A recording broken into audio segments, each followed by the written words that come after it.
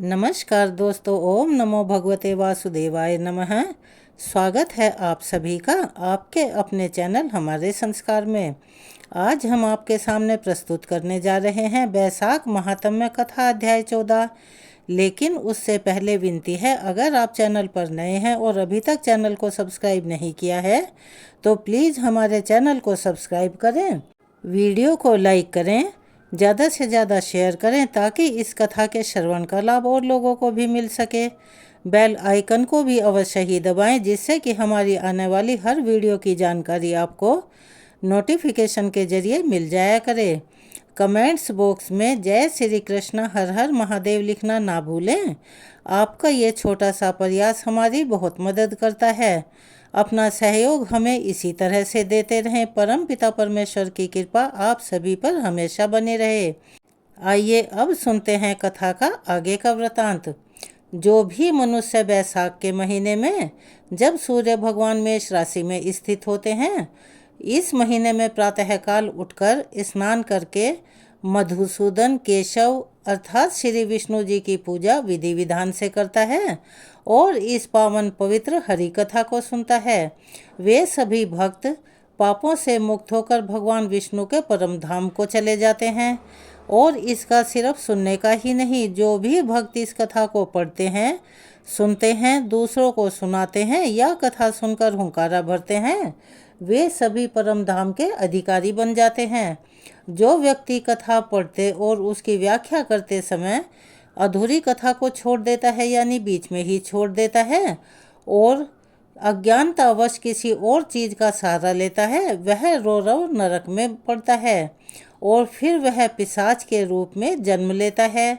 यानी उसका स्वरूप ही पिशाच के जैसा होना जरूरी नहीं है, उसके हाव भाव और उसकी आदतें एक पिशाच के तुल्य हो जाती हैं। इसी से जुड़ी हुई हम उदाहरण के तौर पर एक कथा आपको सुनाने जा रहे हैं। यह कथा इतनी पवित्र है, इतनी पावन है कि जो सभी पापों का नाश कर देती है। यह पवित्र और पुण्यमयी कथा के लिए पुण्यों को पाने के लिए अनुकूल है। यह एक प्राचीन कथा है जिसका तुरंत सम्मान किया जाना चाहिए, यानी कि इसको श्रद्धा और विश्वास के साथ सुना जाना चाहिए। पूर्व काल में गोदावरी के तट पर ब्रह्मेश्वर के भव्य पवित्र स्थान पर दुर्वासा ऋषि के दो पवित्र और पावन आध्यात्मिक गुरु रहा करते थे, जो तीनों लोकों में सत्यनिष्ठ और तपोनिष्ठ के नाम से प्रसिद्ध थे। वे परम ब्रह्म में दृढ़ निष्ठा रखते थे। वे सदा उपनिषदों को पढ़ते रहते थे यानी उनसे शिक्षा ग्रहण किया करते थे। वे उदासीन थे यानी सांसारिक सुखों से उनका लगाव नहीं था और उन्हें संसार से कोई मतलब भी नहीं था। वे पुण्यात्मा थे, वे केवल भिक्षा में प्राप्त होने वाले दान पर ही निर्वाह करते थे। वे दोनों एक गुफा में रहते थे। इन दोनों में से सत्यनिष्ठ सदैव भगवान विष्णु की कथा में लीन रहा करते थे। यदि कोई श्रोता या विख्याता ना भी हो तो भी महर्षि अपना दैनिक कार्य करते। यदि कोई श्रोता हो तो वे उसे उस दिन रात उस कथा को सुनाते रहते थे, यानी कि कथा का वर्णन करते रहते थे।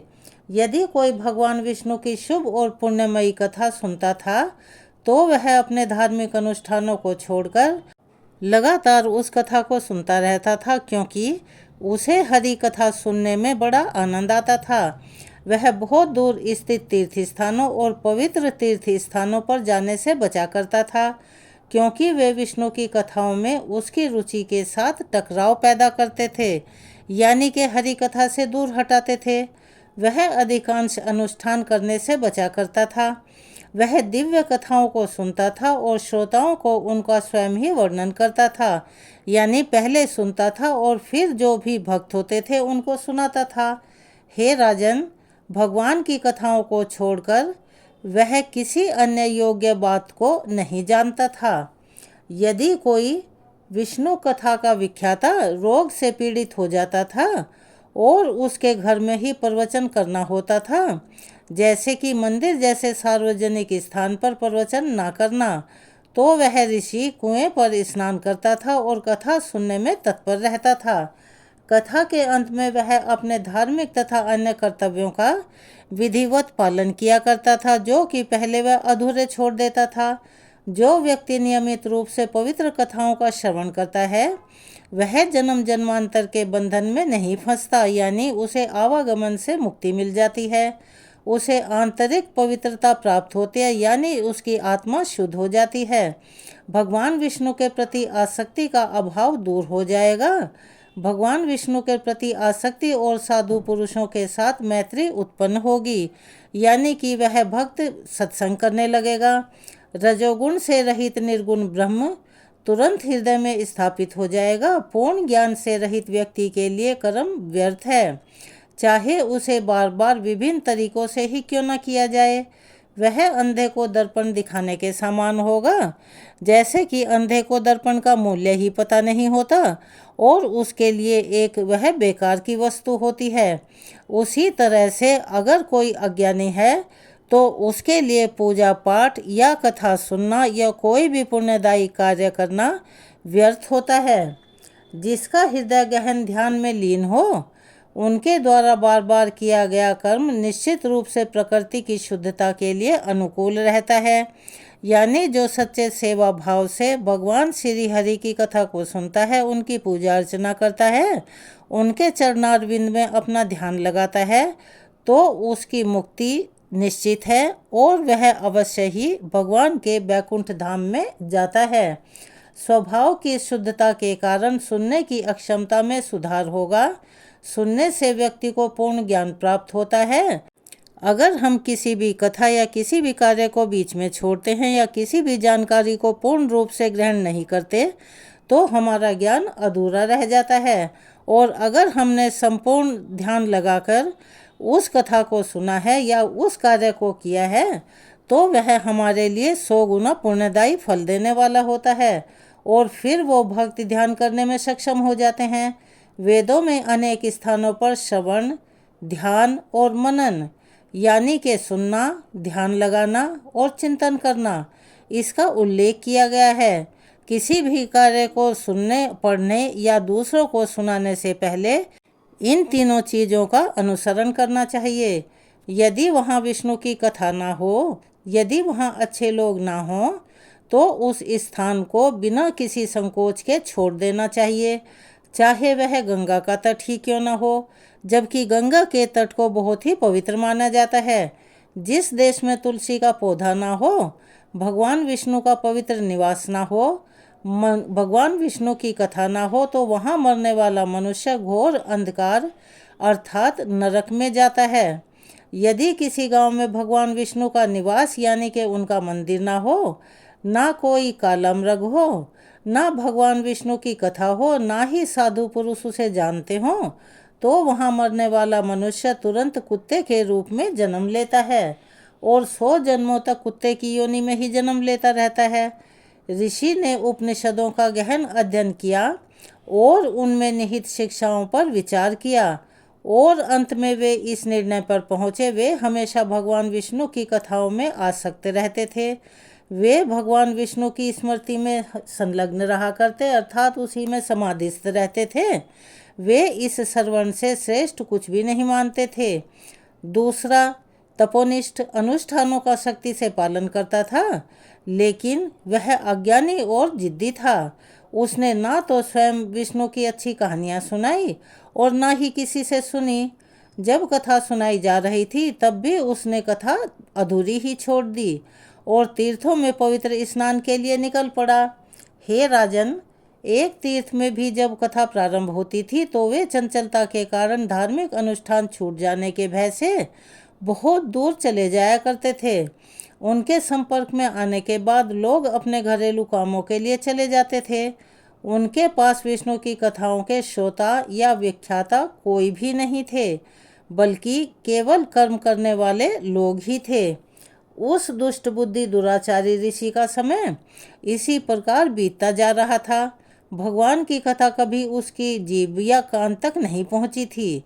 ऋषि बाद में मर गया और तुरंत ही अपने अधर्म के कारण पिशाच योनि को प्राप्त हुआ, क्योंकि वह दिव्य कथाओं को सुनने या व्याख्या करने वाला नहीं था और क्योंकि वह दुष्ट और हठी था। फिर उसने एक शमी वृक्ष पर कब्जा कर लिया। उसका नाम चिन्हकर्ण, कान कटे हुए बहरे, रखा गया। वह मजबूत नहीं था, क्योंकि उसने कभी भी अपनी आत्मा को शुद्ध नहीं किया था। उसका कोई सहारा भी नहीं था, उसे खाने के लिए कुछ भी नहीं मिलता था। उसका गला, होंठ और तालू सूख गए थे। दिव्य गणना के अनुसार वह 10,000 से अधिक वर्षों तक इसी प्रकार की मुसीबतें और कष्ट झेलता रहा। उसने किसी को भी उसे बचाने के लिए तैयार नहीं देखा, यानी कोई उसे बचाने नहीं आया। वह भोजन से वंचित रहा और बहुत दुखी रहा करता था। वह अपने किए पर विचार करता हुआ अपने मद में उन्मत्त और पागलों की भांति इधर उधर भटकता रहता था। भूख से व्याकुल होकर इधर उधर भटकता हुआ वह मोहमाया बुद्धि वाला दुष्टात्मा शांति और सुख को प्राप्त नहीं कर सका। उस आत्मा पर जो वायु बहती थी वह उसके अंगों को अग्नि के समान जलाया करती थी। जल की शीतलता को भी वह महसूस नहीं कर पाता था। वह जल भी उसे अग्नि के समान गर्म लगता था। फल फूल आदि विष के समान लगते थे। उस कर्मठ को कहीं भी सुख नहीं मिलता था। उसका मन बहुत उदास रहा करता था। जब यह सब बातें ऐसी हो गई, उस जनशून्य वन में, उस कथा और सत्पुरुषों से रहित स्थान में, उस स्थान में जहाँ वह आया था, तब सत्यनिष्ठ उस पैठन सी नगरी में आया। रास्ते में चलते हुए उन्होंने चिन्हकर्ण को देखा, जो बहुत कष्ट झेल रहा था। उसे भूख से रोता हुआ बीमार और उदास देखकर उनका हृदय दया से भर गया। उन्होंने उससे कहा कि डरो मत। तब महर्षि ने कहा, तुम कौन हो? तुम इस दुर्दशा में क्यों आए हो? यानी तुम्हें पिशाच योनि क्यों प्राप्त हुई है? तुम्हें अब और कष्ट नहीं भोगना पड़ेगा। उनके द्वारा सांत्वना दिए जाने पर अत्यंत व्याकुल चिन्हकर्ण ने कहा, मैं दुर्वासा का शिष्य तथा तपस्वी हूँ। मैं ब्रह्मेश्वर नामक तीर्थ स्थान का वासी था तथा कर्म में पूरी तरह से तत्पर था, और मैंने अज्ञानतावश और अपने जिद्दीपन में, हे ऋषि, मैं मूर्खता के कारण अपने अनुष्ठान में बाधा पड़ने से डरता था। इसीलिए हे ऋषि, सज्जनों द्वारा कही जा रही भगवान विष्णु की पुण्यमयी कथा ना मैंने कभी सुनी और ना ही मेरी जिद के कारण मैंने उसका आदर किया। कर्मों का नाश करने वाली तथा श्रोताओं को नहीं सुनाई। उन कर्मों के महान फल के कारण मेरी मृत्यु हो गई और मैं इस योनि में पिशाच हो गया, जिसका नाम चिन्हकर्ण है। मैं दुख के कारण व्याकुल तथा भ्रमित हूँ। मुझे कोई ऐसा उद्धारक यानी कि मेरा उद्धार करने वाला नहीं मिल रहा है, जो मुझे किसी भी प्रकार से इस दुख से छुड़वा सके। सौभाग्य से आपने मुझे दर्शन दिए हैं और अब मैं मुक्त हो गया हूँ। आज मैं पापों से मुक्त हो गया हूँ। आज देवता मुझ पर प्रसन्न है, यानी विष्णु की कृपा हुई है। गुरु, सज्जन और ऋषि भी आज मुझसे प्रसन्न हैं, क्योंकि आज मेरी मुलाकात आपसे हुई है। तब वह उनके चरणों में गिरकर चिल्लाने लगा और बहुत जोर जोर से रोने लगा और कहने लगा, मुझे बचाओ, मुझे बचाओ। तब महान यशस्वी सत्यनिष्ठ को उस पर दया आ गई। जब महर्षि ने अपनेपन के साथ अति प्रसन्नता पूर्वक आनंदमयी अपनी भुजाओं से उसे उठाया, गले लगाया, तो उसे आनंद की अनुभूति हुई और शीतलता का एहसास हुआ। तब विधि पूर्वक उसे जल पिलाया तथा बैसाख मास के महात्म्य को सुनकर जो उत्तम पुण्य उसे प्राप्त हुआ था, उसने उसे अर्पित कर दिया। उस पुण्य के प्रभाव से उसका सारा अशुभ फल तुरंत नष्ट हो गया। वह पिशाच योनि से मुक्त हो गया। उसने दिव्य शरीर धारण किया और वह दिव्य विमान पर सवार हुआ। उन महर्षि को प्रणाम करके उसने उनसे विदा ली तथा उनकी प्रदक्षिणा की, यानी परिक्रमा की। फिर वह विष्णु के महान लोक यानी के बैकुंठ धाम को गया। उसके पश्चात बुद्धिमान सत्यनिष्ठ बैसाख महात्म्य सुनने की महत्ता के विषय में बार बार विचार करते हुए पैठन सी नगरी में गए, जहाँ संसार के कल्पमशों को दूर करने वाली भगवान विष्णु की पुण्यमयी कथा है। वहाँ नाना प्रकार के तीर्थ विद्यमान रहते हैं, इसमें कोई संदेह नहीं है। वहाँ भगवान विष्णु की पुण्यमयी कथा रूपी पवित्र नदी बहती है, जो कि सब नदियों से पवित्र और पावन रहती है। वहाँ रहने वाले मनुष्यों को मोक्ष की अवश्य ही प्राप्ति होती है, इसमें कोई भी संदेह करने की जरूरत नहीं है। यह बात 100% सही है। यह थी आज की कथा। आज के वृतांत को हम यहीं विराम देते हैं। आपको कैसी लगी कमेंट्स बॉक्स में अपनी राय अवश्य ही लिखें। इससे आगे का वृतांत हम अपनी आने वाली वीडियो में सुनाएंगे, उसे भी आप अवश्य ही सुनिएगा। अगर आप हमारे चैनल पर नए हैं और अभी तक चैनल को सब्सक्राइब नहीं किया है तो आप सभी से निवेदन है, प्लीज़ हमारे चैनल को सब्सक्राइब करें, वीडियो को लाइक करें, ज़्यादा से ज़्यादा शेयर करें ताकि इस कथा के श्रवण का लाभ और लोगों को भी मिल सके। बेल आइकन को दबाना ना भूलें ताकि हमारी आने वाली हर वीडियो की जानकारी आपको नोटिफिकेशन के जरिए मिल जाया करे। कमेंट्स बॉक्स में जय श्री कृष्णा हर हर महादेव लिखना ना भूलें और अपना प्यार और सहयोग हमें ऐसे ही देते रहें। धन्यवाद।